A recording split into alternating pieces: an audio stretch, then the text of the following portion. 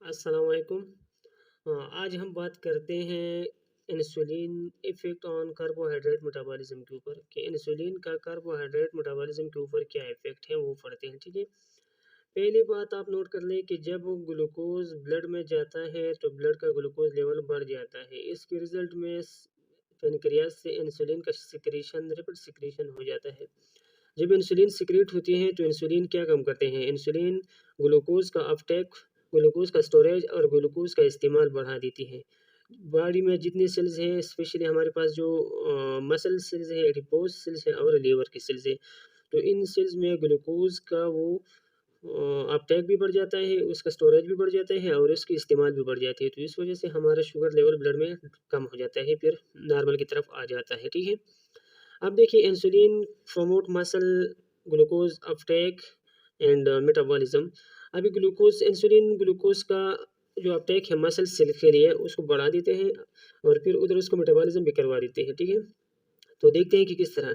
अब देखिए इधर मसल सेल्स जो है वो ग्लूकोज को दो कंडीशन में इस्तेमाल करते हैं। पहले ये है कि जब कोई बंदा एक्सरसाइज करता है तो एक्सरसाइज के दौरान ऐसा होता है कि जो मसल फाइबर है वो कंट्रैक्ट होते हैं, तो कंट्रैक्शन के दौरान इंसुलिन की परमेबिलिटी बढ़ जाती है, सॉरी ग्लूकोज की परमेबिलिटी बढ़ जाती है। तो ग्लूकोज मसल फाइबर्स के अंदर चली जाती है, फिर उधर इस्तेमाल होती है या तो एनर्जी प्रोडक्शन के लिए या for future store in the form of glycogen के लिए। ठीक है, अब आते हैं कि दूसरी बात क्या है कि जब हम खुराक कर लेते हैं फ्यू आवर्स आफ्टर मील, जब हम खाना खा लेते हैं, खाने के बाद खुराक की तोड़-फोड़ हो जाती है, शुगर रिलीज़ होती है, तो वो शुगर ब्लड में चली जाती है और उधर ब्लड से फिर लार्ज अमाउंट में वो मसल सेल्स में किस तरह दाखिल होती है, by the effect of insulin. तो ये 2 कंडीशन है इसमें। ग्लूकोज़ को इस्तेमाल करता है कौन? मसल टिश्यूज़, और जिनके लिए वो परमेबल हो जाता है। अब हम ये देखते हैं कि ग्लाइकोजन स्टोरेज इन मसल्स, तो ग्लूकोज़ मसल में ग्लाइकोजन के फॉर्म में किस तरह स्टोर होगा? अब जब कोई एक्सरसाइज ना हो तो फिर ऐसा होता है कि मसल टिश्यूज़ अपने ग्लूकोज़ लेवल को अचीव करता है। अब उसको जितनी एनर्जी की ज़रूरत है उसके मुताबिक ग्लूकोज़ का मेटाबॉलिज़्म हो जाता है ग्लाइकोलाइसिस के प्रोसेस, और energy in the form of ATP वो ले लेता है। जब उसकी ज़रूरत ना हो तो एक्स्ट्रा जो ग्लूकोज़ है उसको कन्वर्ट करके ग्लाइकोजन की फॉर्म में स्टोर करता है। फिर बाद में जब ज़रूरत पड़ी तो उसको एनएरोबिक रेस्पिरेशन के थ्रू ब्रेक डाउन करके और अपने लिए थोड़ी सी एनर्जी लेते हैं, और वो एनर्जी बहुत कम होती है, वो एटीपी बहुत कम होती है और उसके रिजल्ट में लैक्टिक एसिड बनता है। जब बंदा थोड़ा सा भी काम करता है तो मसल दर्द करने लगते हैं। उसका रीज़न यही है कि उस ज़रूरत के मुताबिक उसमें एनएरोबिक रेस्पिरेशन हुआ था, ऑक्सीजन नहीं था, तो लैक्टिक एसिड प्रोड्यूस हो गया है। इसी लैक्टिक एसिड की वजह से उसको अब मसल पेन हो रहा है। ठीक है, दूसरी बात ये है कि insulin promote liver uptake storage and use of glucose. अभी इंसुलिन की वजह से लीवर में क्या होता है, ग्लूकोज का अपटेक होता है, फिर ग्लूकोज स्टोर होता है और ग्लूकोज इस्तेमाल होता है। अभी लीवर ग्लूकोज को स्टोर करता है in the form of glycogen. ठीक है, और जब ब्लड शुगर डाउन चला जाता है तो इंसुलिन का सिक्रेशन डिक्रीज हो जाता है और जिसके रिजल्ट में ग्लाइकोजन वापस ग्लूकोज में कन्वर्ट होना शुरू हो देता कर देता है। ठीक है, ये जो सारा मैकेनिज्म है वो किस तरह है, वो इस तरह है कि सबसे पहले ग्लूकोज के लिए इनएक्टिवेशन ऑफ लिवर फास्फोरिलेज एंजाइम को इनएक्टिवेट करना होगा। इंसुलिन इस एंजाइम को इनएक्टिवेट कर देती है, क्योंकि जब ये एंजाइम एक्टिव है तो इस एक्टिवेशन की वजह से ग्लाइकोजन जो है वापस ग्लूकोज में कन्वर्ट होगी और वो ग्लूकोज फिर वापस ब्लड में आएगी। ठीक है, तो ब्लड का शुगर लेवल बढ़ जाएगा। अब अब ये अगर इनएक्टिवेट हो गई तो ग्लाइकोजन का कन्वर्जन इस फॉर्म में नहीं होगा, ग्लूकोज के फॉर्म में नहीं होगा। तो एक तो ये बात हो गई कि जिस तरह से लीवर ग्लूकोज को ग्लाइकोजन के फॉर्म में स्टोर करता है by the effect of insulin. दूसरी बात ये है कि enhance glucose uptake by liver cells. अभी देखो जब ग्लूकोज लीवर सेल में चले गए तो ग्लूकोकाइनेज एंजाइम जो है वो ग्लूकोज का फास्फोरिलेशन करते हैं। जब ग्लूकोज फास्फोरिलेट हो जाती है तो वो टेम्परली आर्जी तौर पर वो लीवर सेल के अंदर ट्रैप हो जाती है। ठीक है, क्योंकि फास्फोरिलेटेड एंजाइम जो है वो सेल से वापस सेल मेम्ब्रेन के थ्रू बाहर फिर नहीं आ सकती। एक यही वजह हो गई कि वो उसको ग्लाइकोजन के फॉर्म में अंदर स्टोर किया जाता है।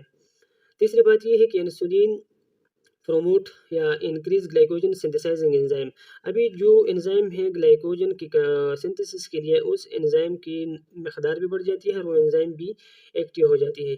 तो देखिए ग्लूकोज मोनोसेकेराइड है ना, जब ये पोलीमराइजेशन रिएक्शन करेगा तो किसके थ्रू करेगा, ग्लाइकोजन सिंथेज एंजाइम के जरिए करेगा और उसके रिजल्ट में हमारे पास ग्लाइकोजन बनेगा।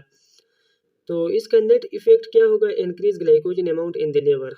तो ग्लाइकोजन के फॉर्म में ग्लूकोज लीवर में स्टोर हो गई। अब glucose is release from the liver between meals. जब बंदा कोई खुराक खा लेता है तो उसकी 3-4 घंटे बाद या 5 घंटे बाद फिर दूसरे खाने से पहले उसका शुगर लेवल फिर डाउन हो जाता है, ठीक है, ब्लड में। तो इस इवेंट में क्या होता है कि बॉडी क्या करते हैं, ग्लूकोज को लीवर से रिलीज करना होता है तो ताकि वो वापस ब्लड में आ जाए। तो इसके लिए क्या करना होता है, decrease of insulin from pancreas. अभी जो पेनक्रियाज से इंसुलिन का सिक्रीशन होता है वो कम हो जाता है। दूसरी बात ये है कि जो फास्फोरिलेज एंजाइम्स है वो एक्टिवेट हो जाती है, क्योंकि हमने कहा था कि ग्लाइकोजन का स्प्लिटिंग करना ग्लूकोज फास्फेट में, ये किसका काम है, ये ग्लाइकोजन फास्फोरिलेज एंजाइम का काम है। दूसरी बात ये है कि ग्लूकोज फास्फेट के साथ फास्फेट ग्रुप है और ये फास्फेट ग्रुप इसको नहीं छोड़ेगा वापस सेल मेम्ब्रेन से बाहर, तो इसको भी फास्फोरिलेज इस फास्फेट रेडिकल को रिमूव करते हैं, इससे स्प्लिट करते हैं और ग्लूकोज जो है तो बाहर ब्लड में डिफ्यूज आसानी से हो जाते हैं। तो देखिए अब ये लीवर है और ये ब्लड है, जब 60% एक्सेस ग्लूकोज वो ब्लड से वापस लीवर में चली जाती है और जब ज़रूरत पड़ी तो ये ग्लूकोज वापस ब्लड में आती है लीवर से, ठीक है।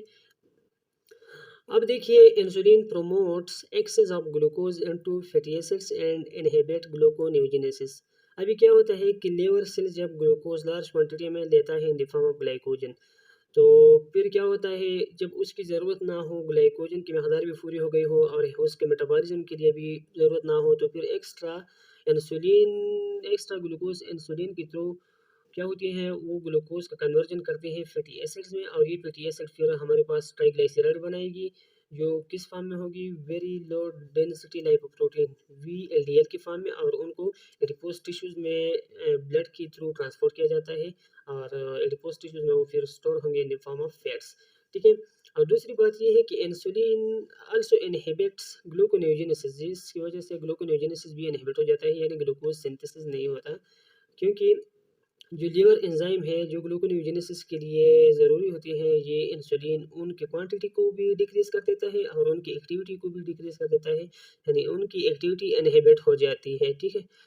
दूसरी बात ये है कि जितने अमीनो एसिड्स रिलीज़ है मसल से या दूसरे हेपेटिक टिश्यू से जो इंसुलिन के लिए ग्लूकोज की सिंथेसिस के लिए ज़रूरी होती है, तो वो अमीनो एसिड का रिलीज़ भी ये कम कर देती है, इस वजह से वो ग्लूकोनेओजेनेसिस इनहिबिट हो जाता है, ठीक है।